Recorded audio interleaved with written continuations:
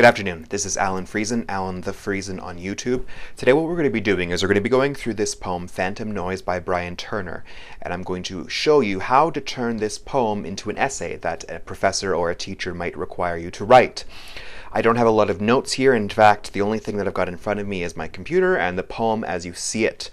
So this is going to be a very off-the-cuff sort of experience, much like you might be thrust into if you're asked to write an essay on the spur of the moment by a teacher in class. Now, the program I'm using right now is called Q10. It's a very minimalistic text editor. We're going to be writing this in Q10 because I personally would rather write in a very minimalistic setting just like this, without any of the distractions that Word has to offer, until it's done.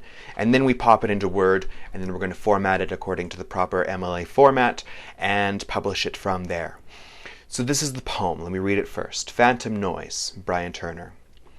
There is this ringing hum, this bullet-borne language ringing, shell-fallen static, this late-night ringing of threadwork and carpet, ringing hiss and steam, this wing-beat of rotors and tanks, broken bodies ringing in steel humming, these voices of dust, these years ringing, rifles in Babylon, rifles in Sumer ringing, these children, their gravestones and candy, their limbs gone missing, their static-born television, their ringing, this eardrum, this rifled symphonic, this ringing of midnight oil, this brake pad gone useless, this muzzle flash singing, this threading of bullets in muscle and bone, this ringing hum, this ringing hum, this ringing. Now, as you were listening to me read this poem, I hope that you noticed this repeated noise throughout the poem. This ing, the repetition of the ing sound. Now that's what we're going to be focusing on this essay. When I decided to do this project, to record this and to post it to YouTube, I thought about using this poem because first of all, I've not taught it yet, but second of all, when I read it by myself, it's this repetition of this sound that was very interesting to me. Now, Brian Turner is he was in the American military. I'm not sure. I think in the Marines. Please don't be upset if I'm wrong. And a lot of his poetry revolves around his experience in the military. Now, in this poem here, we hear this repetition of this sound, and what I'm going to argue in my essay is that this is actually a form of onomatopoeia. The ringing noise that we're listening to is the same sort of ringing in our ears that we've experienced on films like The Hurt Locker or the very beginning of Saving Private Ryan, where huge weapons are and explosions are going all over the place, and then soldiers' ears are ringing because their eardrums have been burst or they've been exposed to such loud noise. So that's going to be the focus of this essay. Now, I don't know exactly where it's going to be going yet. I'm going to be moving into the planning in just a little bit. Before I do that, however, what I need to do is I need to I need to set up my line numbers. 11, 12, 13, 14, 15... and 16, 17, 18, 19. So, planning something to do with the onomatopoeic sound repetition of the ing in the poem. Now, my keyboard sounds extremely long. It's a Philco Tenculus with mechanical switches on it. So it's going to sound like gunfire in the background, and that was completely on purpose. No, it wasn't. I'm going to be narrating what I'm thinking as I write this, because I think that one of the reasons I decided to do this was because when we ask students to write, we go over essays, we go over little pieces of essays, and sometimes we even write it in class. But I think it'd be helpful for students to have an idea of what an actual writer is going through as they create an essay. So I'm going to be narrating. Now, if the keyboard gets too noisy for you, what you can always do is you can mute it or you can turn it down and you can just watch how the essay appears on the page. Once I'm done with this essay and once I've published it, what I'll be doing is that I'll be putting it on my website on thefriesen.com under probably English 20-1. So you can take a look at the finished product once it's finished. So you notice here that we don't have a thesis yet. We've got something to do with onomatopoeic repetition of the ing sound in the poem. Okay, so that's sort of where I want to go. So because I know a little bit about Brian Turner, I cheated a little bit. I know about the poet, but there's it's going to be, the poem is about his experience in the military. You can notice words like bullet-borne language, shell fall, we have wing beat of rotors and tanks, broken bodies ringing in steel, humming, these voices of dust, these years ringing, rifles in Babylon, rifles in Sumer. We have midnight oil, this brake pad gone useless.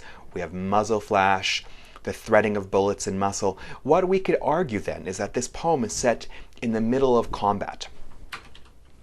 Poem is set in the middle of combat. And because it's set in the middle of combat, it's very chaotic. I mean, you notice the enjambment here. It's, as I was reading it even, I was making mistakes because it's difficult to understand what's going on in the poem because of the way that the poet has constructed it. So it's deliberately chaotic. And then we have the repetition of the ings. So ringing, ringing again.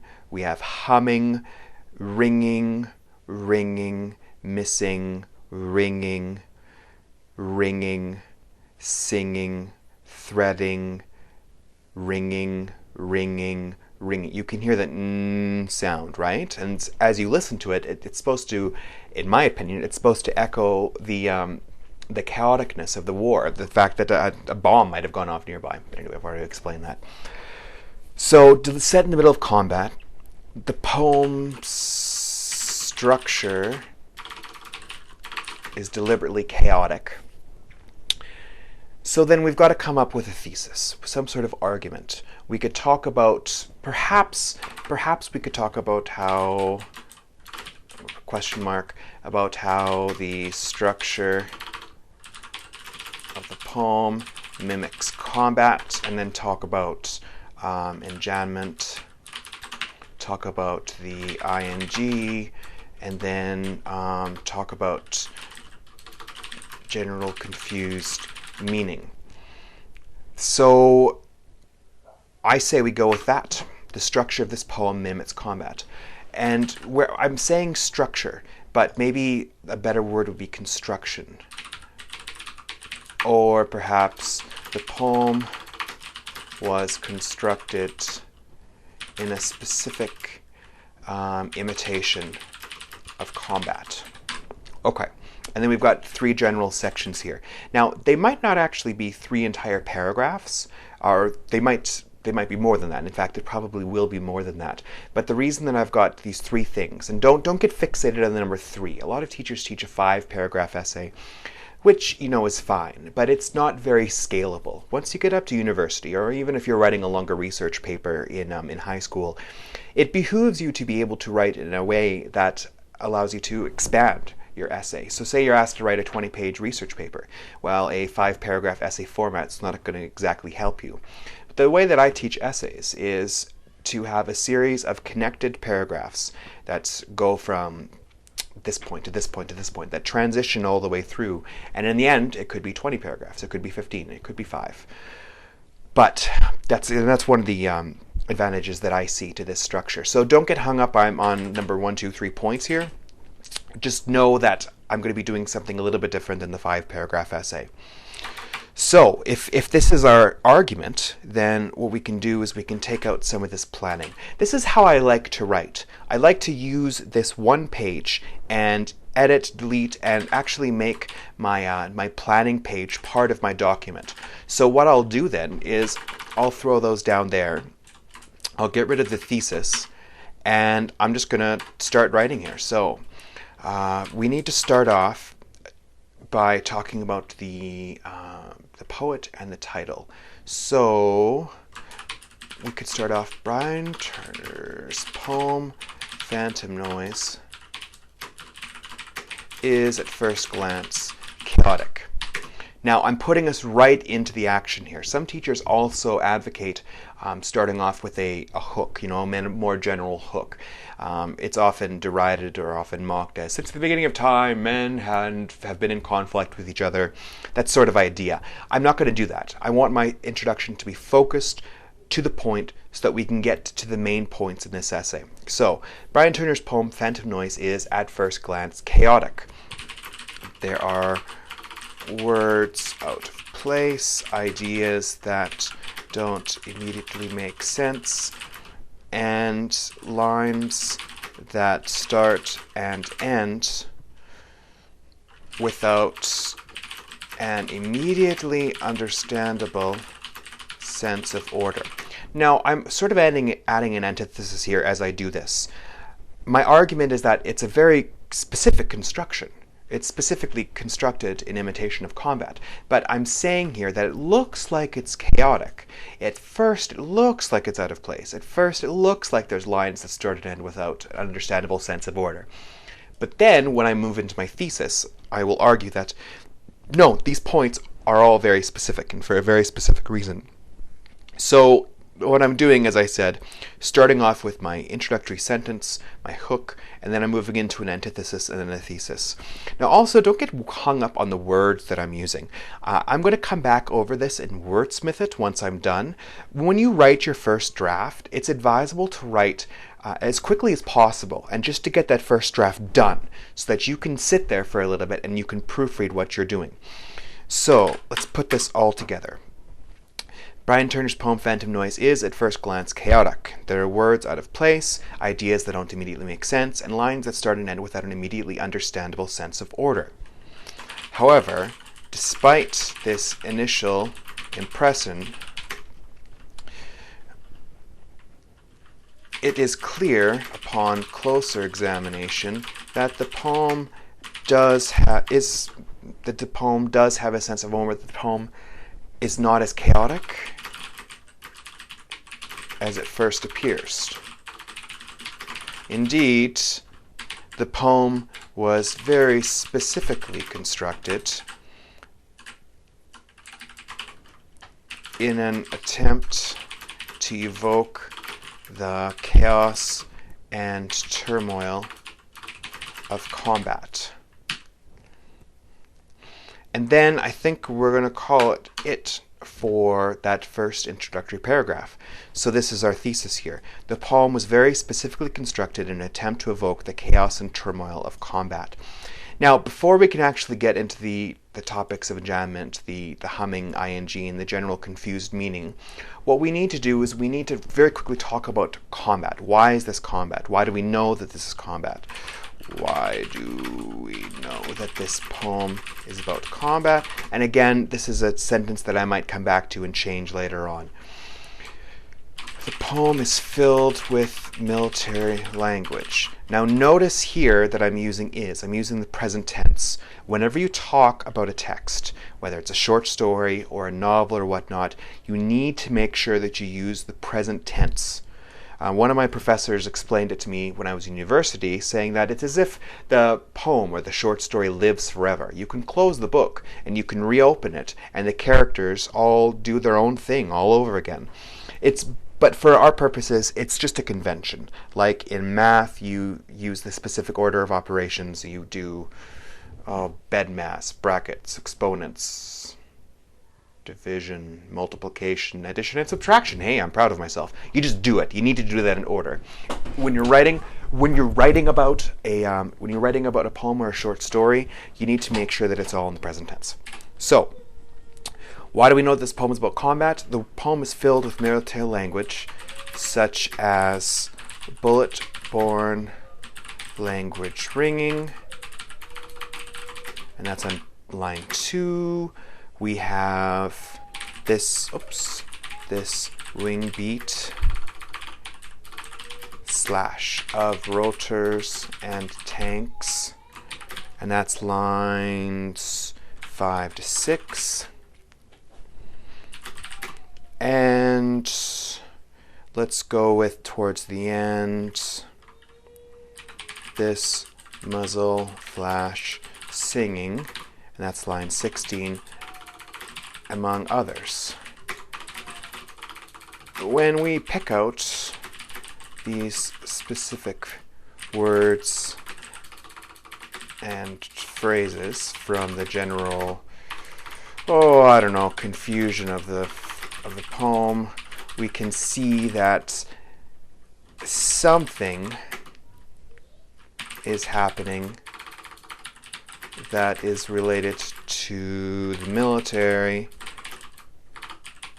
or to combat. Now I've got something here with apostrophes around it. I'm going to turn that into italics once I move into Word. I don't have italics on this program right now. So we can see that something is happening that's related to military and the combat. We may not initially understand what is happening, but those specific words indicate a starting point for our interpretation. So now I'm going to transition to my next point. So once we know, or once we have a general sense that we're looking at a poem about combat, let's say combat, we can start to identify the structural features. Did I spell that right? Structural features. Now I shouldn't be worrying about spelling either as I go through this. You can spell check when you're done. Like I said, it's important just to get the thing finished.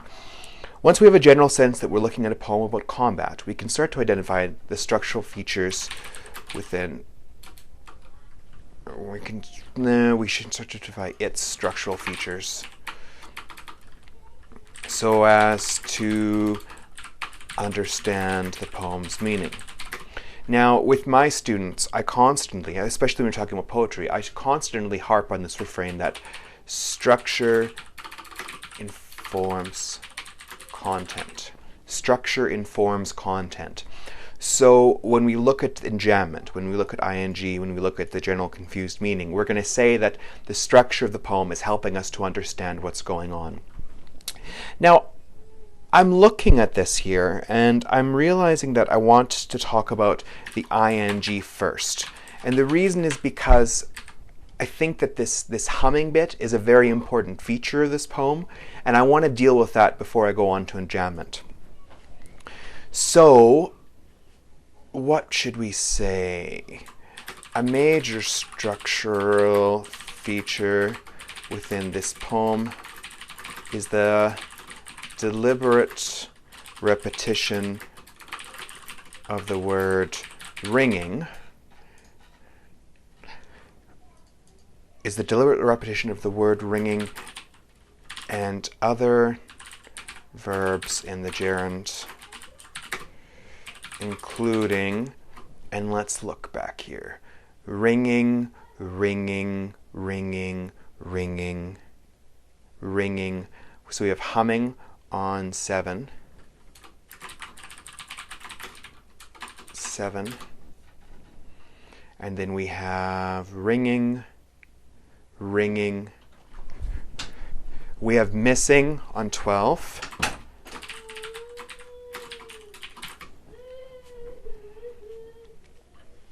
Ringing, ringing, singing on 16.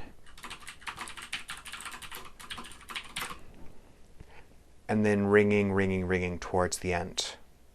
Now we've identified these words, and it might entirely be possible that we could write this entire essay just about these 4 words and how these 4 words tell us what's going, or help us to understand what's going on in the poem.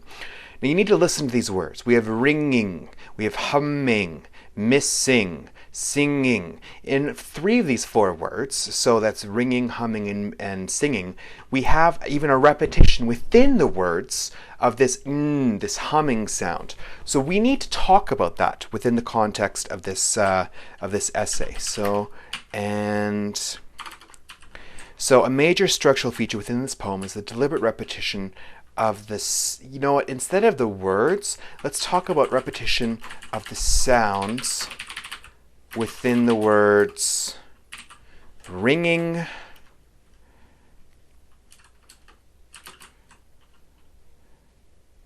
ringing, humming, ringing, humming, missing, and singing. Said out loud, we can hear the onomatopoeic. Said out loud, we can hear the onomatopoeic hum.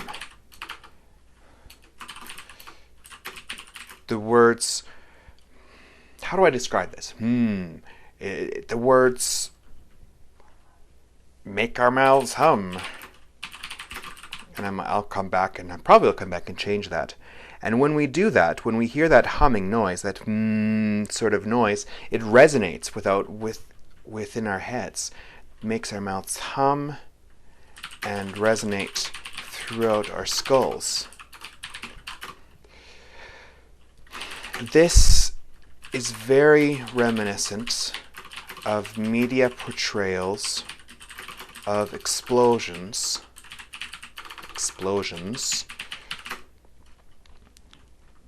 of artillery and heavy gunfire.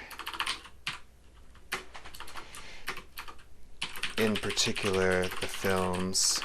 Now, films and novels and plays are all going to be underlined. I don't have the underline here again, so I'll put this here.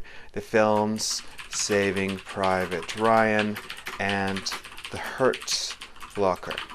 So I'm referencing these films. I'm not going to be talking about them in great depth, except, let's just say, at the beginning of the former,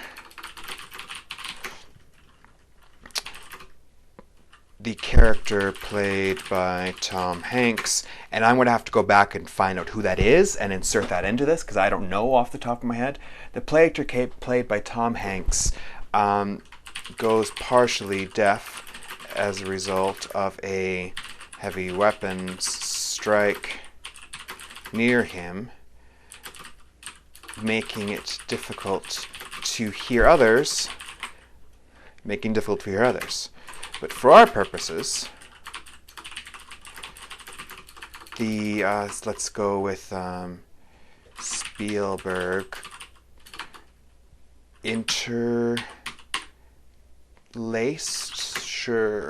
Interlaced a high-pitched noise into the soundtrack to emulate the deafness, to emulate the character's deafness. It is this sound that is evoked in Turner's poem. So we've identified this feature. Okay, we haven't really talked about why does it matter. Now, I'm putting in this rhetorical question with the understanding that I'm going to come back and transition this all in again. I might just leave that in, but we'll see. Why does this matter? Or why does it matter that this onomatopoeic sound is present within this poem? Since we know that this poem is about combat, we can use that knowledge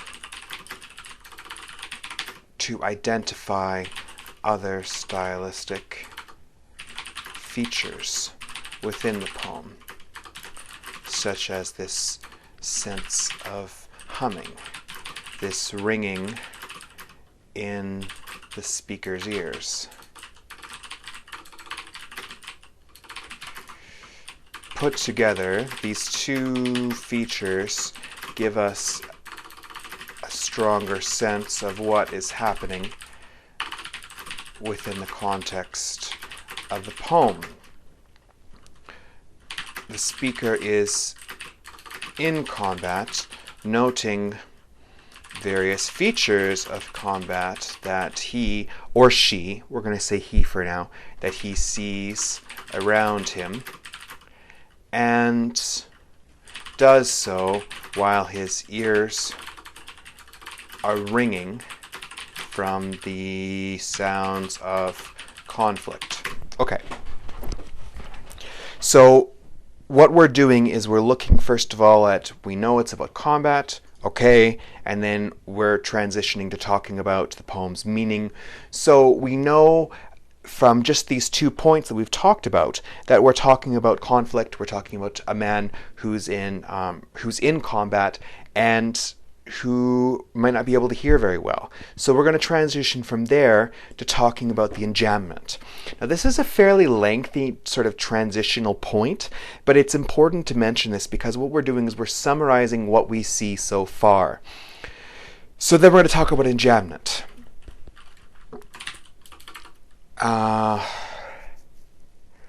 Now, what I'm going to do then is I'm going to start a new paragraph. This is fairly complete as it is, this paragraph here, summing up what we know so far. I might combine it with this paragraph later, or I might play around with the paragraph structure later, but for now, we'll just leave it as is. So we're transitioning now to our second point, enjambment. I can take this out because I've dealt with it. So we've talked about the sound.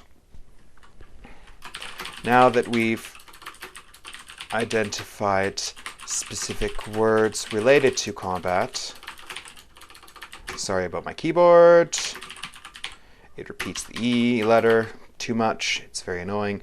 Now that we've identified specific words related to combat and the noise of combat itself, we can start to piece together other structural features within the poem, such as enjambment, such as the confusion caused by the seemingly, I like this, haphazard enjambment. Ooh, seemingly haphazard enjambment. So in an essay like this, you don't need to explain what enjambment is. The person who's reading it should know, and if they don't, they've got a dictionary. You don't need to be giving a dictionary definition of what enjambment is. Certainly not if you're in university, definitely not if you're in high school. If you're doing this when you're in grade 9 or grade 8 or grade 7, good for you, and don't define it there either, because if your teacher doesn't know, well, they should be stripped of their teaching credentials. So even this first line here, there is this ringing hum, this bullet-borne language, ringing, shell, fall, and static. Okay, so we're just going to take those three lines. That's lines. I'm going to put that down here. Consider, for example, the first three lines in the poem. And I'm going to put these in. Now, between lines, you need to make sure that you put this forward slash to indicate that in the original there is a line break. So that's how it should look, 1 to 3. So we're considering the first three lines. There's this ringing hum, this bullet-borne language ringing, shell, fall, and static. So in the first line, we have the complete thought. There is this ringing hum. Now I don't need to put line 1 again, because I've already said right here in the first line. We have the complete thought, there is this ringing hum, followed by the word this, which followed by the word this. We have this ringing hum, this. Then in the second line, we have bullet-borne language ringing. Now, on the second line, or the second line is bullet-borne language ringing. It's clear from the context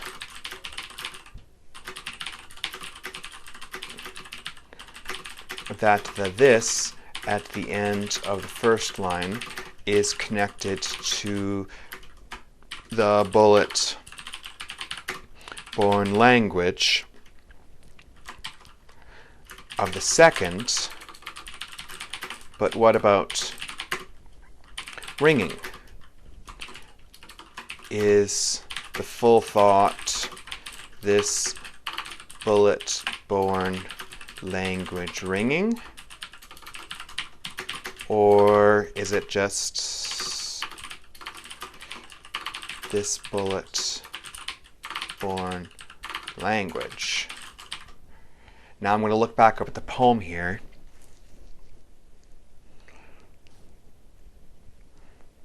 So the reason I'm thinking that, this bullet-borne language, this wing beat of rotors. So those are similar structures, right?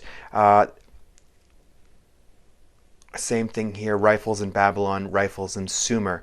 So we're not sure if the verb, so let's put what about the verb ringing? Is the full thought this bullet-borne language ringing, or is it just this bullet-borne language? This is complicated by the third line, which is third line, shall fall and static.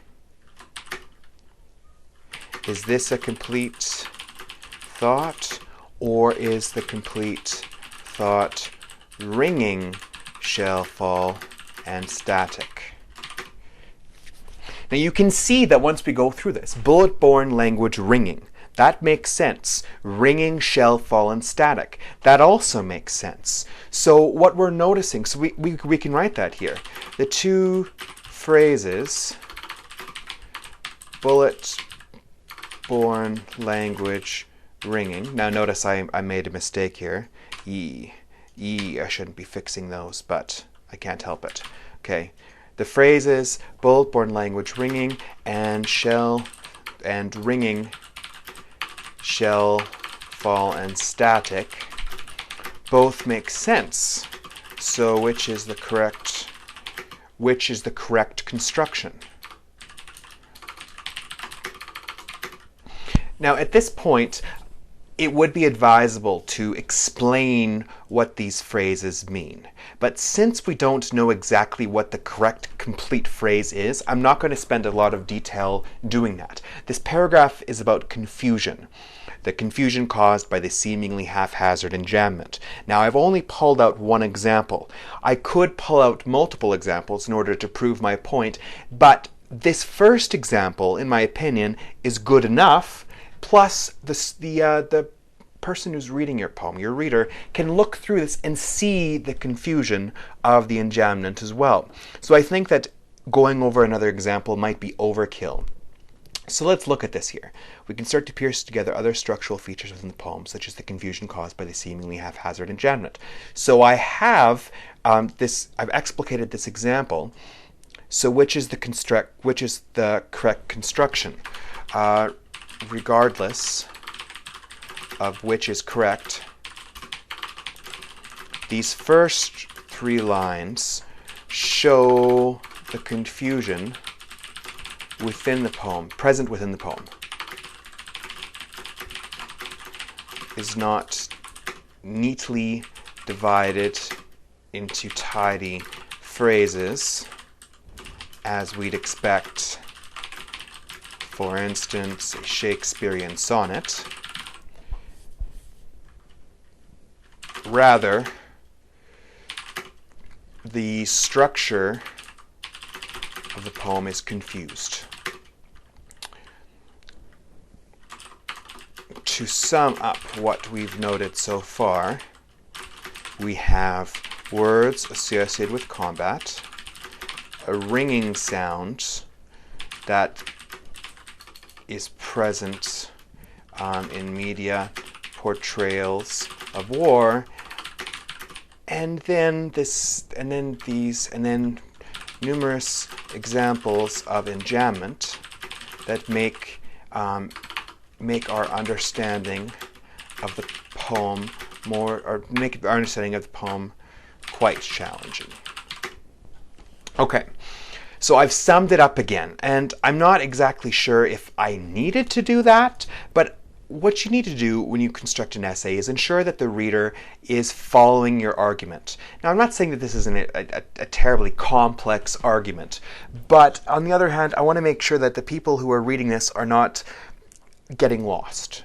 You know, I'm moving fairly quickly, I believe, between different points.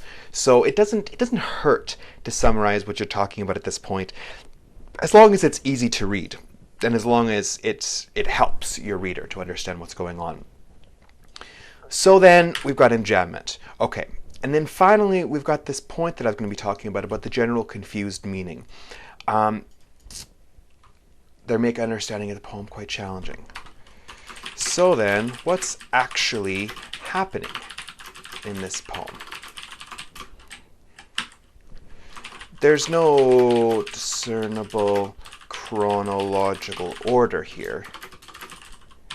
It's not as if we have a Marine running from tank to tank as he withstands multiple artillery barrages, as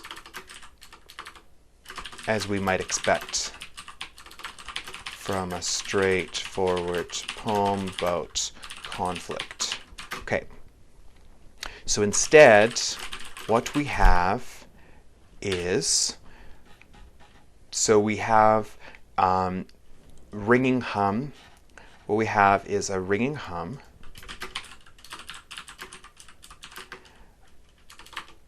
Now, I've got quite a lengthy list that I'm going to be going through here. So what I'm going to do is I'm going to be dividing these thoughts by semicolons. And let's see how this looks. This might be too much, but let's put it in. Okay, so we have a ringing hum, bullets that speak a language, this bullet-borne language. So let's make this poetic. The chatter of gunfire, speaking a language. The chatter of gunfire referred to as a language. And because I'm talking about a specific word, I'm going to put that in quotation marks. Okay. And then we have shell fall. Okay, so maybe this is a complete thought here. The bullet-borne language, ringing, shell fall, and static.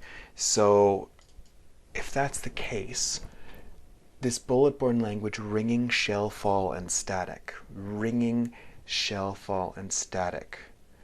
So the chattering of bullets accompanying, maybe? The chatter of gunfire accompanying artillery shells falling, and therefore causing radios to receive static. Okay, let's go with that. This late night ringing of threadwork and carpet. Late night ringing of threadwork and carpet. You know, lines like this, you know, I'm looking at this. I've been looking at this for a while, and still lines like this stump me. Late night ringing of threadwork and carpet. So my question is, how can threadwork and carpet ring? What's ringing about it? Are we talking about the audible sound of ringing, or are we talking about the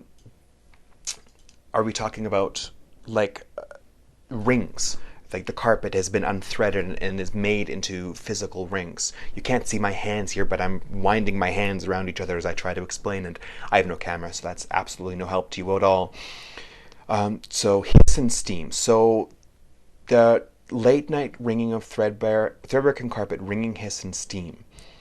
And then we've got the wing beat of rotors and tanks. Okay, so that's understandable. So I know it seems like I'm cheating a little bit, but this bit here that's confusing, I'm going to skip it. Don't tell your teacher. And ultimately what I'm going to do is I'm going to cut out some of those points anyway, so that omission won't seem to be entirely noticeable. So we've got this wing beat of rotors and tanks, broken bodies, ringing in steel. Okay, statics. We have, I'm just going to put that there. So we have helicopters flying above while broken bodies rest in destroyed steel tanks. Okay. And then we've got these voices of dust, these years ringing, rifles in Babylon, rifles in Sumer. So we've got a reference to Babylon and Sumer, the capital cities of the Babylonian and Sumerian empires, respectively, indicating that the setting is in the Middle East, most likely Iraq. Notice this long sentence. Okay. These children, their gravestones and candy, their limbs gone missing, their static-born television. So we have a reference to children, to dead children with missing limbs. Okay. And then next we've got they're ringing this eardrum, this rifled symphonic, this ringing of midnight oil. So we've got references to ringing eardrums. Ringing eardrums. We have this brake pad gone useless. Muzzle flash. References to useless brake pads and muzzle flashes. Threading of bullets in muscle and bone. Okay, so I'm just going to copy those and put those below.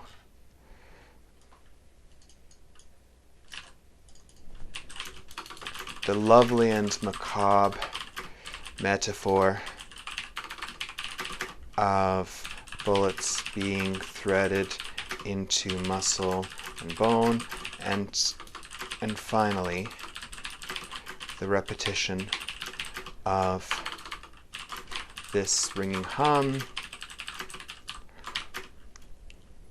as the poem closes with the word ringing. Okay, so let's just look at this. Okay, so then it's not, so then what's actually happening in this poem? There's no discernible chronological order here. It's not as if we have a marine running from tank to tank that withstands multiple artillery barrages, as we might expect from a straightforward poem of conflict. Instead, what we have are separate and distinct images. Okay, a ringing hum, the chatter of gunfire accompanying falling artillery shells. Now I'm going to shorten this to radios receiving static, helicopters flying above, while broken bodies rest in destroyed steel tanks. Okay, a reference to Babylon and Sumer, indicating that. Okay, a reference to dead children with missing limbs, ringing eardrums, references to useless brake pads. Okay, so this is a very long sentence, and it's a very confused sentence. But remember, structure informs content. What I've done is I've created a somewhat confusing sentence, and that's supposed to reflect the confusing structure of the poem. In fact, I'm basically summarizing the poem here. This confused barrage of images does not give us an easy explanation of what is happening. Rather, the images put together show us that this war zone is chaotic and deadly, I suppose. Rather, the images put together show us that this war zone is chaotic and deadly. Okay. Understanding.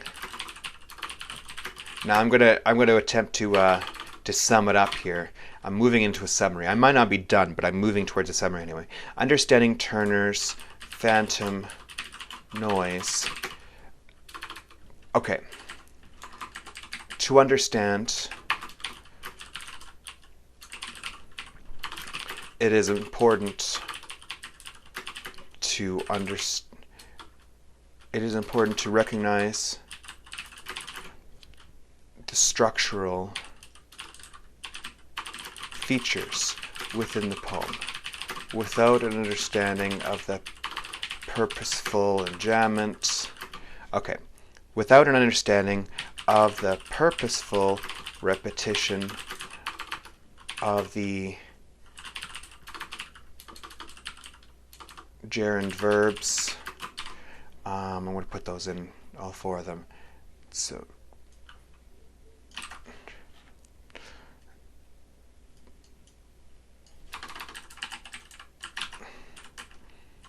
ringing, humming, missing,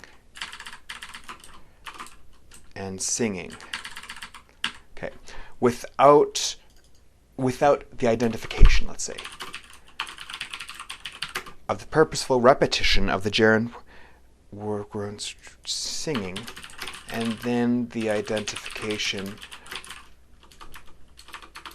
that the enjambment, the poem, is purposefully confusing, the poem would simply read as a confusing mishmash of violent images. Perhaps this was Turner's intention all along, the creation of a poem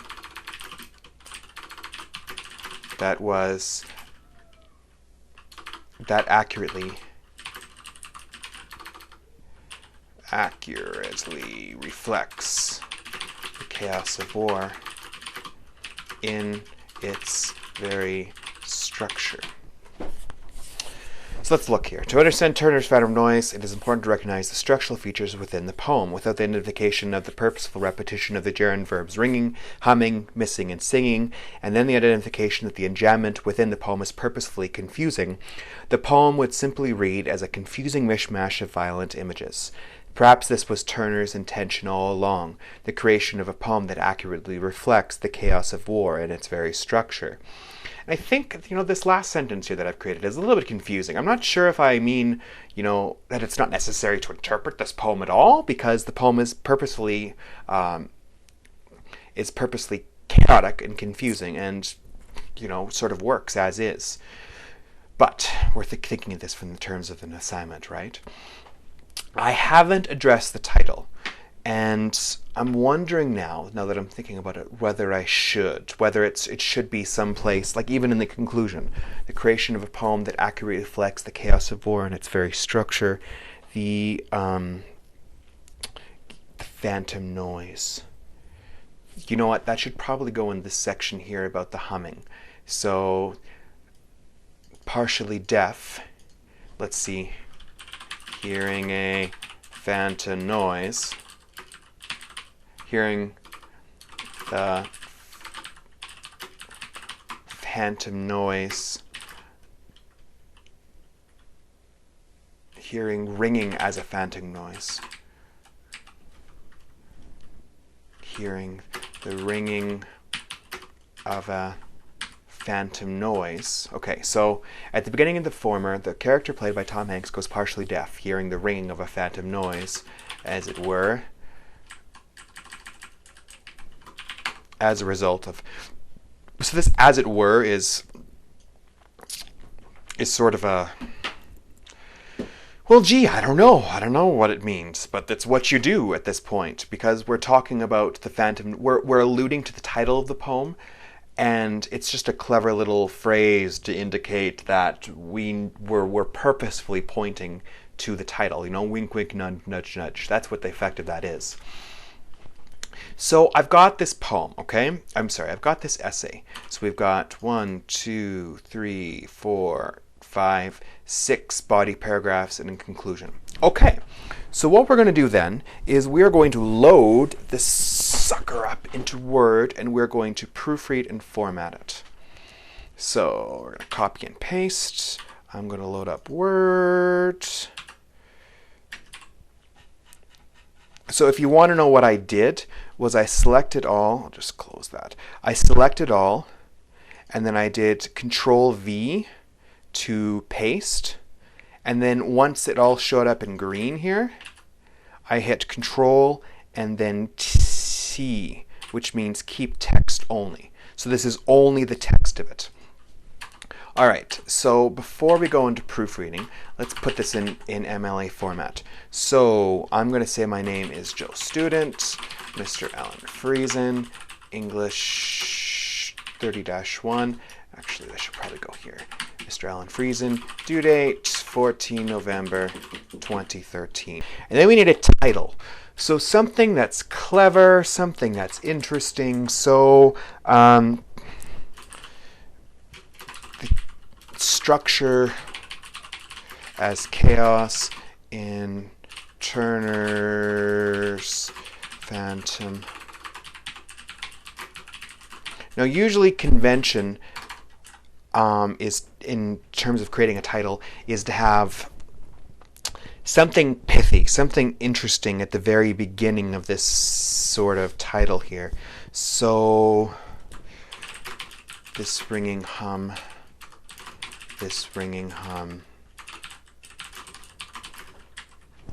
Structure is chaos. Okay. That sounds clever. This ringing hum, structure is chaos in Turner's Phantom Noise. Now notice how I'm not putting any spaces in here. That's because when we put this into MLA format, which, we'll do that right now, I'm going to select everything, and then I'm using Word 2010 here. So you click right here on this line and paragraph spacing, and then you do 2.0. So this is how it looks. Now, it might look weird to you to have this title, which should be centered, which doesn't really make much difference in here. It might look weird to have all this like this, but that's how it looks in MLA format. Certainly, if you wanted to, you could put it down, you can press enter there, and you could make it look like it's offset from the text.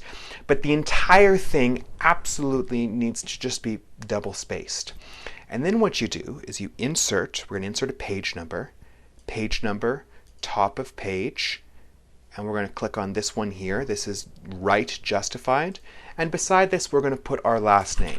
So student, and then close it. So at the top of each page, it'll say student 1, student 2, student 3, student 4. All right, now what I'm going to do is I had some words that I wanted in italics.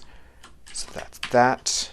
So I deleted it and I pressed Control-I, or you can click here. And these here, Saving Private Ryan, those and the Hurt Locker were underlined, and then I'll delete that. So that's Control-U if you want to use the keyboard shortcut. And I don't know if I had anything else. So I'll flip through it quickly, and then I'll just search. So I'll do Control-F, and I'll search for stars, no matches. And then I'll search for lowercase this, no matches. Okay. So then this is what it should look like properly formatted. Of course, I'm not done. I haven't actually proofread this thing. And when I proofread, I tell my students this, and I do this myself. I read it out loud. I think it out loud. So this whole process that I've gone through with me talking, this is what it sounds like in my head. But the proofreading bit is actually done out loud. So I'm going to do that, and I'm going to fix it as we go. This ringing hum, structure is chaos in Turner's Phantom Noise. Or maybe the purposefully chaotic structure as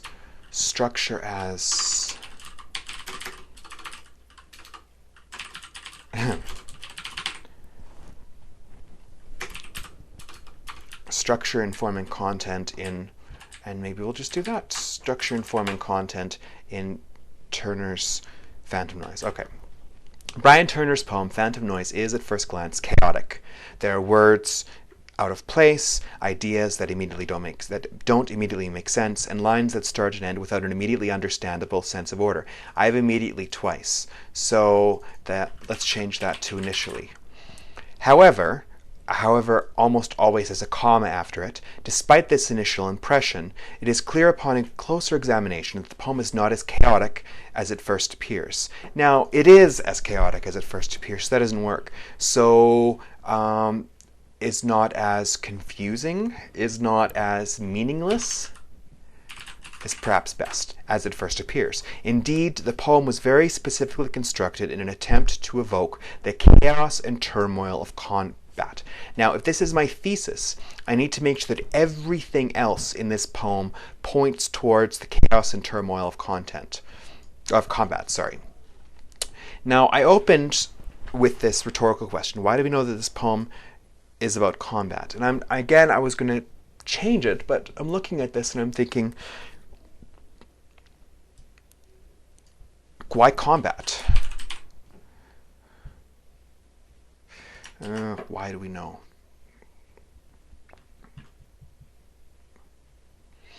We can leave it like that. Okay.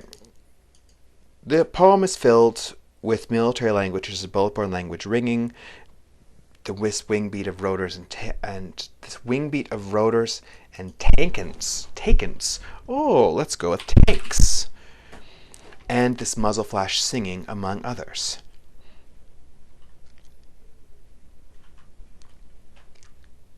Okay, let's integrate this a little bit nicer. This poem is filled with military language. We have a bullet-borne language ringing. We hear this wing beat of rotors and tanks. And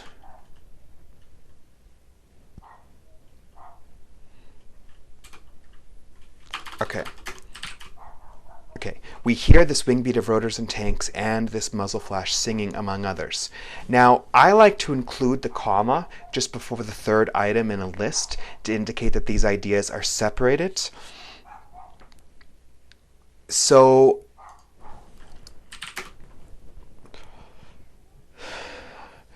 we have a bullet-borne language ringing, and we hear this wing beat of rotors of tanks and this muzzle flash singing, among others. Okay, so that sounds too complex. It sounds like it's a mistake. So we hear this wing beat of rotors and tanks, we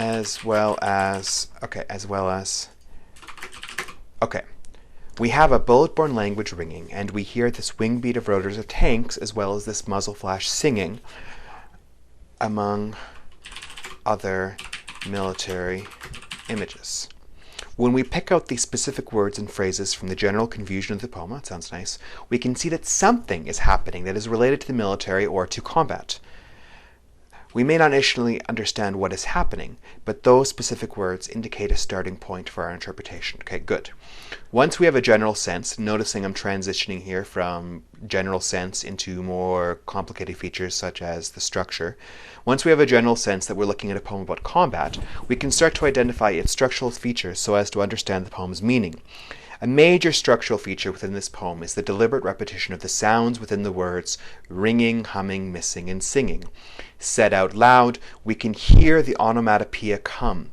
The words make our mouths hum, and the sound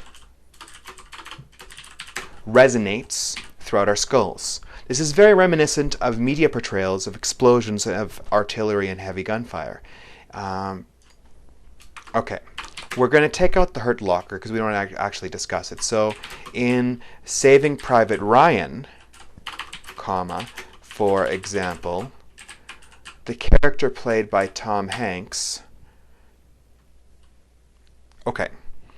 goes partially deaf. Now, I said I was going to look up Tom Hanks as well, but imagine if I put the character, Billy Newman, played by Tom Hanks.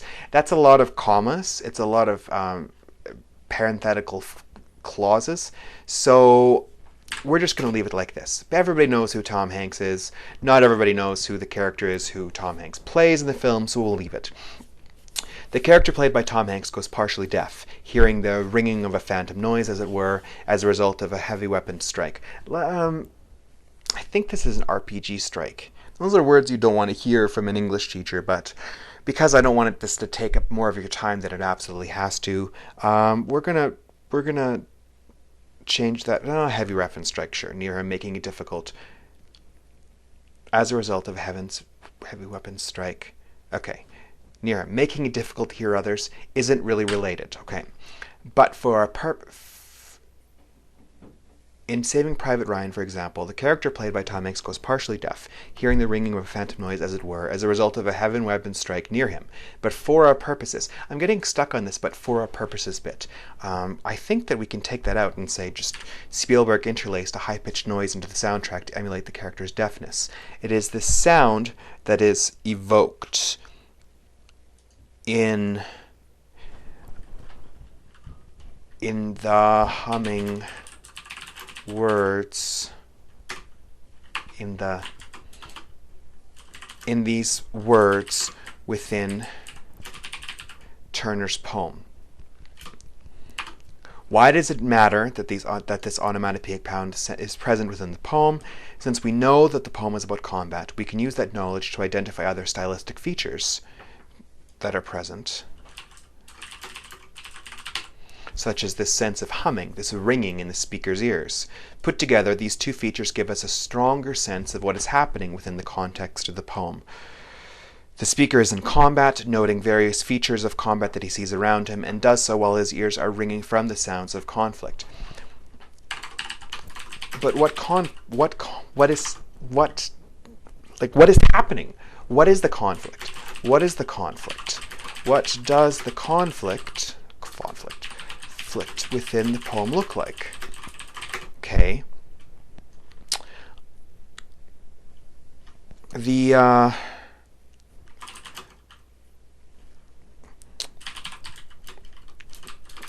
chaotic structure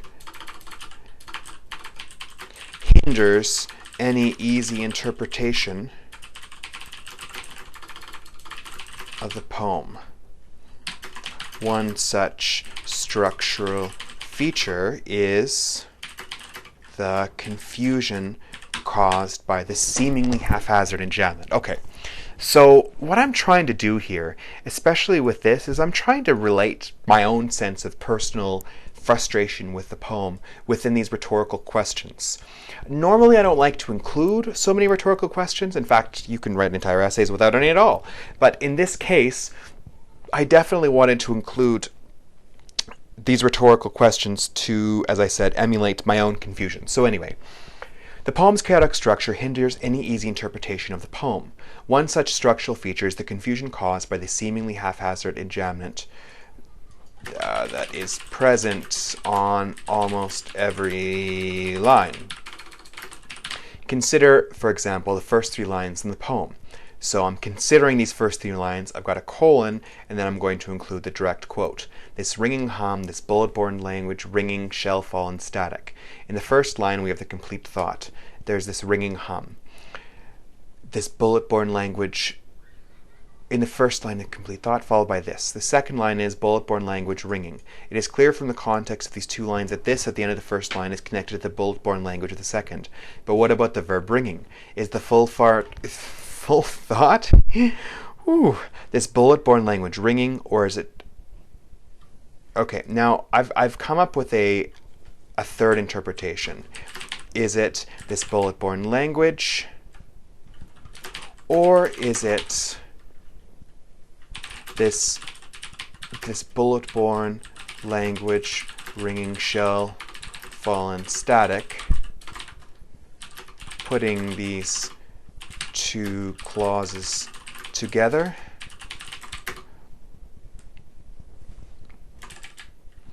And then I'm going to delete this because this is irrelevant, so I need to sum it up somehow together. All three interpretations are possible.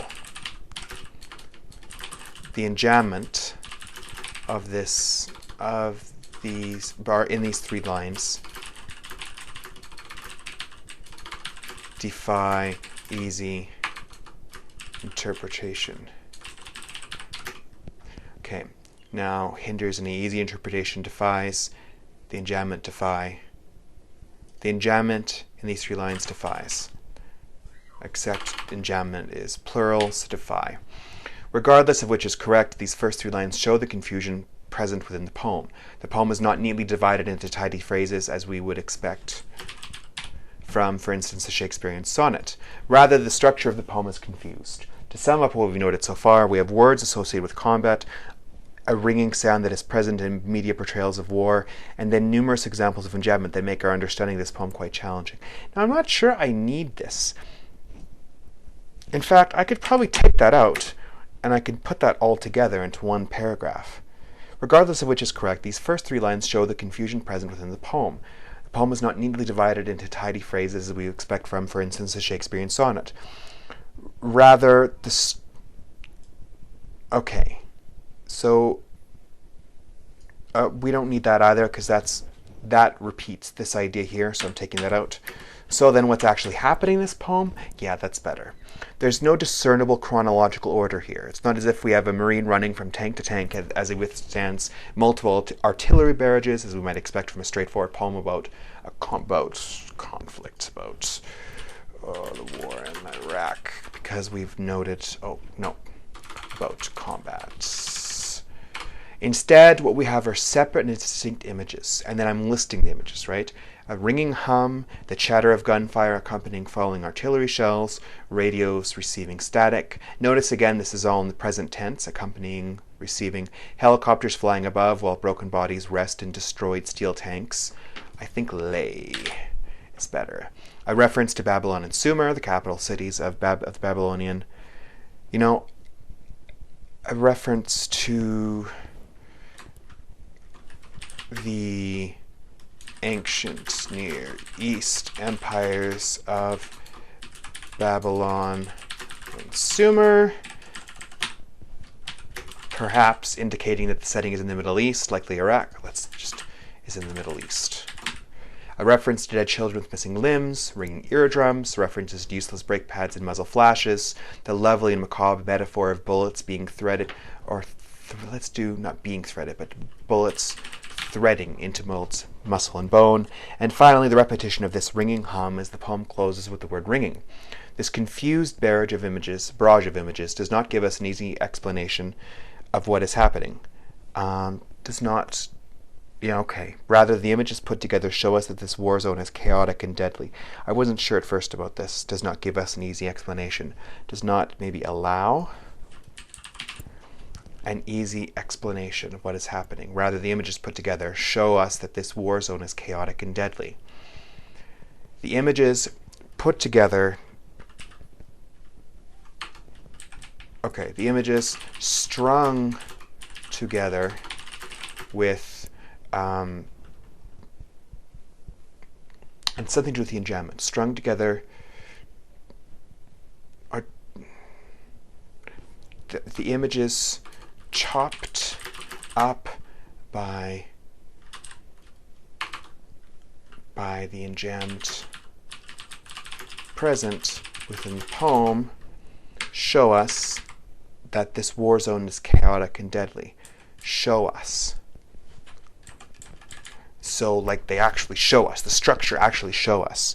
Mirror. The images. So, So maybe something like the structure of the poem mirrors. How about the confused, the chaotic structure of the poem mirrors the chaotic setting of the poem.